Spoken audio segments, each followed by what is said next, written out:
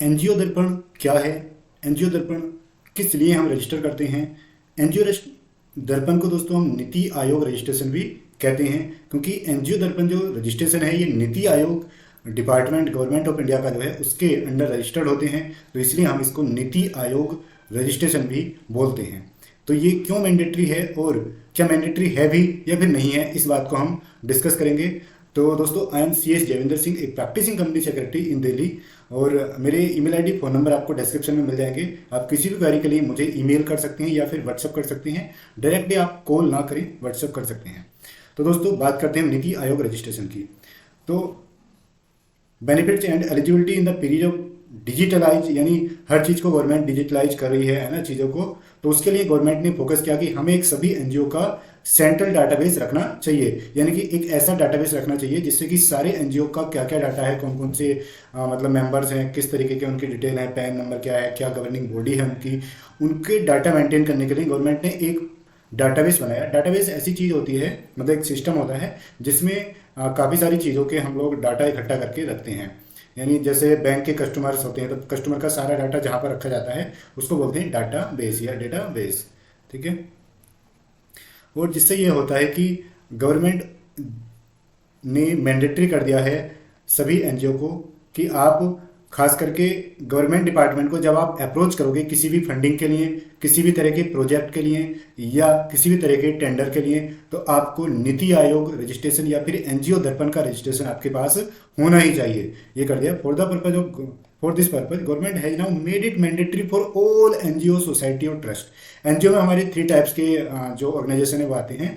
First है section 8 company, जो सबसे बेस्ट होती है, ट्रांसपेरेंट होती है, और सेकंड है ट्रस्ट, थर्ड है सोसाइटी।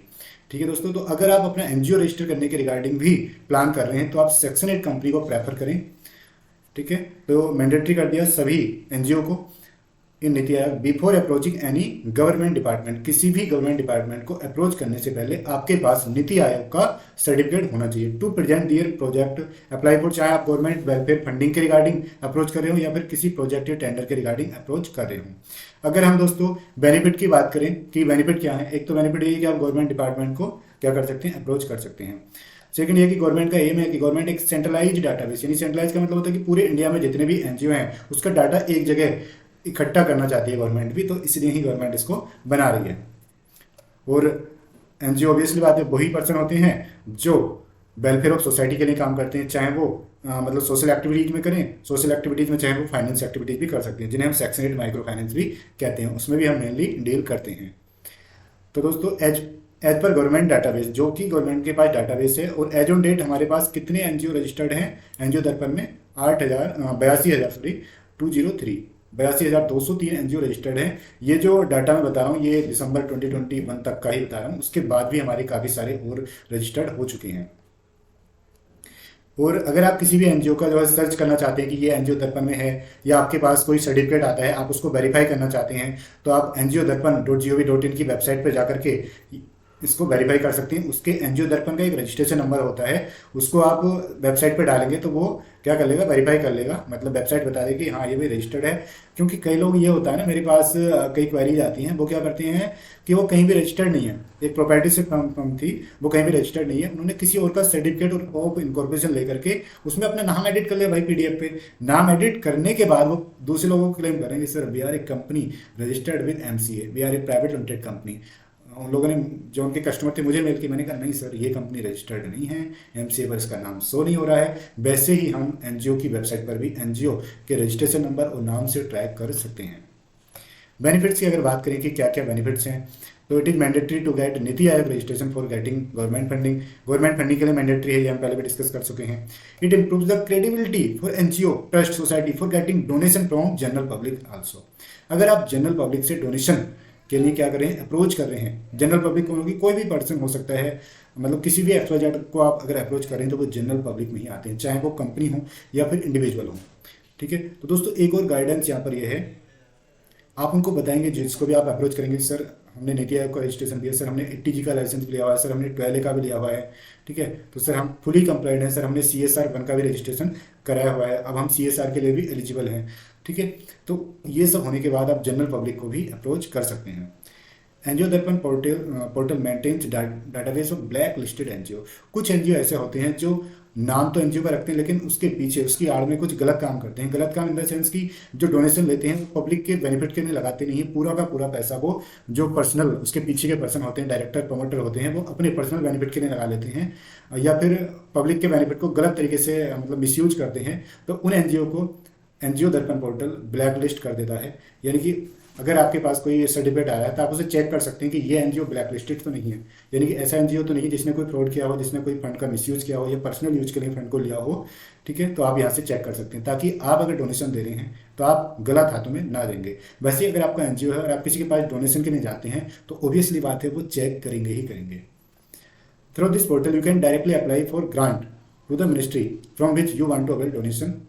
ठीक है, तो नीति आयोग जो डिपार्टमेंट है वो खुद से कोई डोनेशन वगैरह नहीं देता है, लेकिन वहाँ पे कुछ ऑप्शन आते रहते हैं जहाँ जहाँ से आपको डोनेशन मिल सकती है। यानी कि कोई गवर्नमेंट की स्कीम आई है, कोई वेलफेयर स्कीम है, वो ऑप्शन वहाँ पर मिल जाएंगे तो आप वहाँ से अप्लाई कर सकते हैं। अगर हम दोस्तों एलिजिबिलिटी की बात करें कि एलिजिबिलिटी क्या है रजिस्टर कराने की, तो as on date NGO, trust और सोसाइटी तीनों की बात की गई। तीनों एनजीओ में तीनों आ जाती हैं।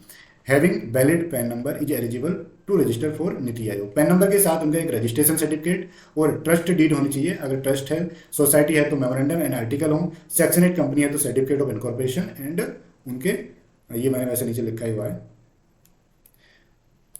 और हम ये भी कर सकते हैं, इसको ऑब्लिक करके COI भी कर दें।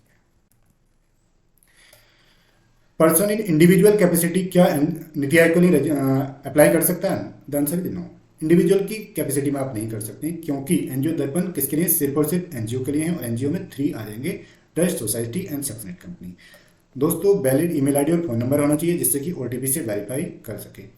और पैन कार्ड और आधार कार्ड रिक्वायर्ड है जो भी गवर्निंग बॉडी है मेंबर्स की एनजीओ की। ठीक है, और गवर्निंग बॉडी होती है जैसे सोसाइटी में 7% की रिक्वायरमेंट होती है जो कि एक ही ब्लड रिलेशन के नहीं होने चाहिए। तो गवर्निंग बॉडी में 2-3 पर्सन भी आ सकते हैं जो कि प्रेसिडेंट, सेक्रेटरी वगैरह होते हैं।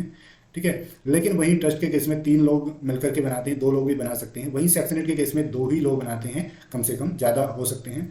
ठीक है, तो उस केस में क्या है कि 2-3 लोग वही रहेंगे और उनके पास जो मैंने बताया ट्रस्ट डीड या सोसाइटी रजिस्ट्रेशन सर्टिफिकेट, COI, मतलब ऑल डॉक्यूमेंट होने चाहिए, तब आप अप्लाई कर सकते हैं।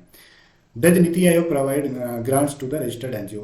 जी नहीं दोस्तों, नीति आयोग जो डिपार्टमेंट है पहले भी हम डिस्कस कर चुके हैं, कोई ग्रांट वगैरह प्रोवाइड नहीं करता है। लेकिन जब आप नीति आयोग पर रजिस्टर कर लेंगे तो आपको एक यूनिक ID वहां पर दी जाएगी। ठीक है, जिसके थ्रू आप लोगों को बता सकते हैं कि हम रजिस्टर्ड हैं। आप चाहे तो हमारे नीति आयोग की वेबसाइट पर जाकर के वेरीफाई कर सकते हैं। उसके बाद आप इस ID के बेस पर और मिनिस्ट्रीज को या जनरल पब्लिक को अप्लाई कर सकते हैं गवर्नमेंट फंडिंग के लिए। तो दोस्तों इस वीडियो में इतना ही। नेक्स्ट वीडियो में हम प्रोसेस की बात करेंगे कि रजिस्ट्रेशन का प्रोसेस क्या है, प्रैक्टिकली आपको करके दिखाएंगे। अगर आपकी कोई क्वेरी है, ठीक है, या कोई डाउट है तो आप कमेंट करके हमसे पूछ सकते हैं या